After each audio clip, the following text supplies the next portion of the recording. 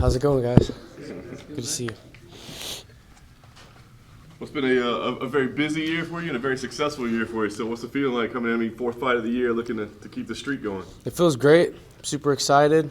Just ready to make weight, eat pancakes, and then fight.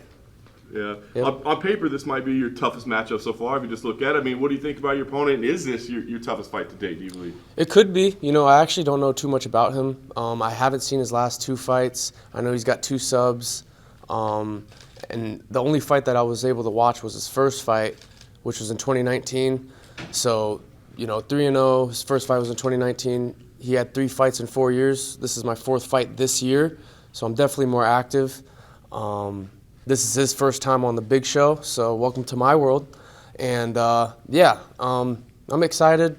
You know, I wrestle and grapple with the best dudes in the world, so I'm not even worried about that. I'm not worried about anything. I'm just ready to fight. You kind of touched on it, the big show, right? Welcome to my world. I was just curious, does this even do anything for you anymore? I mean, multiple trips to Madison Square Garden, the finals again. It's just like, whatever. Yeah, it's getting more normal, you know, and I say it all the time, you know, it's about getting the experience. I'm getting all the experience right now, and to be able to get this kind of experience as an amateur is freaking priceless. Words can't even convey how grateful I am to be in the position that I'm in right now and have the opportunities that I have. It's only going to help me in my pro career, so... Yeah, you know, my first fight with the PFL was last championship card, and the fight before that I fought in a warehouse on a barn. So to go from that to Madison Square Garden, it's a huge jump. So, and he's making that jump this fight. So, and I'm used to it already. So, it's just getting normal, more and more normal. Nice. Last thing for me, I know you've always said, look, I'm not rushing my pro debut, we'll wait. I'm just curious, the acquisition of Bellator, does that change anything, right? Because now you might not have to see, like, well, if I go pro, I got to go into a season. You know, maybe it seems like now there's more options. Do you think that impacted maybe your decision at all? Not really. You know, initially when I go pro, I expect to build some credibility first. You know, I don't want to just jump into the tournament. I think that'd be stupid. You know, I'm going against guys who are veterans pretty much. So, you know, I'm just turning pro, and I'd like to build my credibility first before doing anything major like the tournament. So, I think PFL merging with Bellator is huge. It gives a lot of great opportunities to a lot of fighters. And, sky's the limit for this company. Biaggio, you are almost the most recognizable name on a relatively new program of amateur fights at a time when the PFL is in kind of like the biggest transformational phase of its existence. What does that mean for you to be the face of this up-and-coming program with everything that's up ahead with Bellator? It means the world. You know, this is all God's work. That's how I look at it. You know, the stars are aligning. Things are falling into place right at the right time. You know, Bellator and PFL are merging now. You know, like he said, it gives more fighters more options and opportunities. And to just be where I'm at right now, you know, I believe everything happens for a reason. I believe that everything is predestined as well. Everything was already written out. So I'm here because I'm supposed to be here. So, I'm just super excited for the future. Where do you see your career going after this? What's the next step for you? Who knows? Maybe I knock the guy out, go pro, and build some pro record.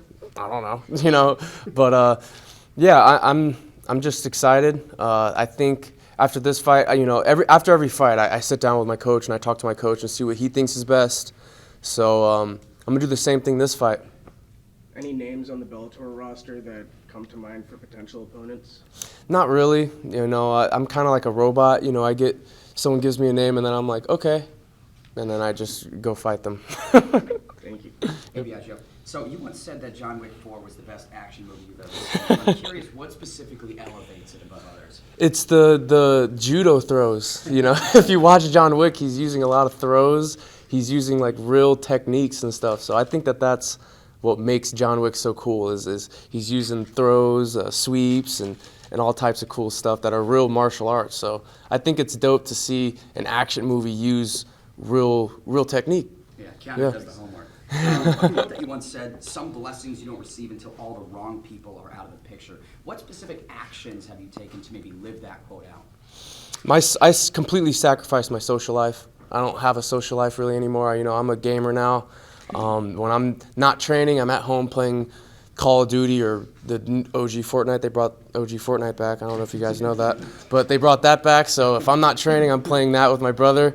So I think it just goes to sacrifice. You know, you have to, in order to achieve success, you got to sacrifice something. So that my social life is pretty much gone, but I'm enjoying what I'm doing. I love where I'm at. I love what I'm doing, and I'm just super blessed to be doing what I love to do. Finally. Yeah, it seems like explicitly you've pretty much said that after this one you're turning professional. What was the decision behind?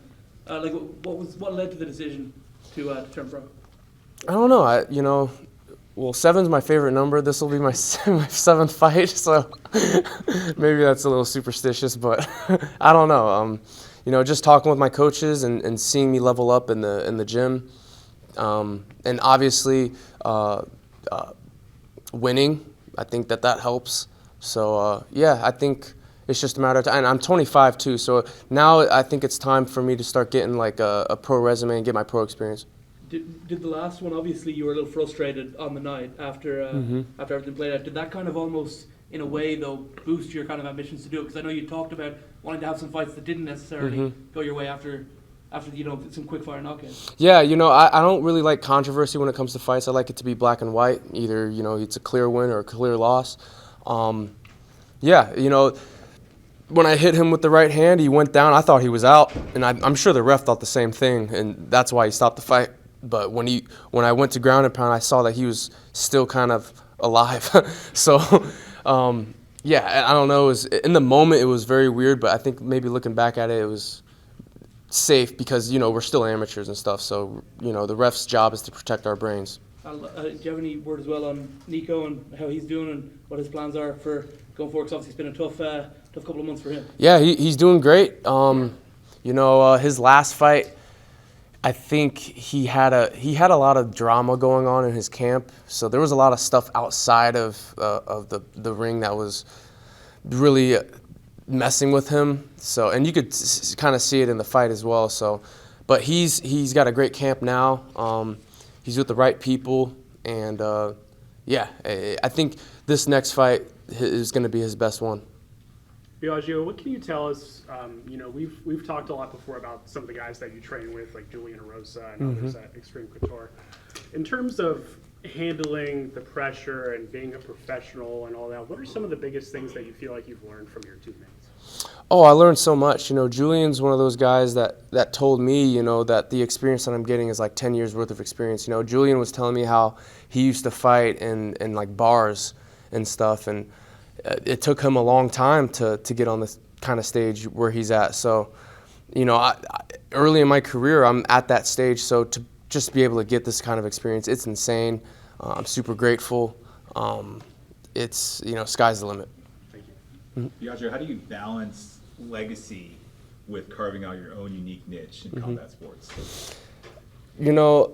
I like to fight. It's weird. I never decided to fight because of my grandfather. I fought because I was just depressed and lost, and I didn't know what to do with my life.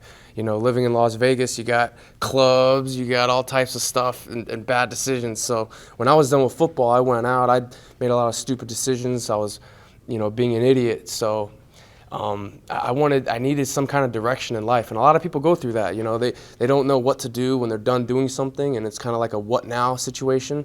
I was doing the same thing. I thought, oh, no football, I could do whatever I want. So I went out and made stupid decisions and was lost. So MMA, that brought me to MMA. It wasn't my grandfather or legacy or anything, but being related to who I'm related to, it's, if I'm 30-0 double champion or something like that, they're still going to talk about my grandfather. So, because that's just who I'm related to. So, I don't really care. I just like to fight, and I think me just wanting to fight is going to be able to have me create my own legacy. Thank you. That's good. All right. Cool. Yeah, Thank you. Cool. Thanks, Biaggio. One more? Can I get one? Yeah. Go ahead. Yeah. Okay. Biaggio, I know you train at Extreme Couture with a bunch of killers. Has there been any change in aura since Sean Strickland became champion and pulled off one of the biggest upsets of the year? Not really. Sean hasn't changed at all. He hasn't changed at all, but he's such a good guy. He's such a good teammate. He pushes everybody. He helps me out a lot. he has great words of advice. You know, quick story. There was one day where I had just a bad sparring day and I got my ass whooped. And Sean came up to me. He's like, "You got your lunch money taken. You know, you got your ass whooped." I'm like, "Thank you, Sean." Like, just pour it on me. And yeah, he was like, "Yeah, if you show me any kind of weakness, I'd be jerking off." I'm like, "Thank you. I'm glad I turned you on." But after he was like, "No, you're great." He's like, "You're working with the best guys," and yada yada. So the following week, I did the same round with the same dude, and Sean was cornering me because we were sparring in the cage, and I beat the dude up, and Sean came up to me. He's like, "You made your father proud." So I was like, "Thank you, Dad." So yeah, funny Sean Strickland story. Thank you. Yeah, of course. Thank you guys so much. Thank you. Thank you.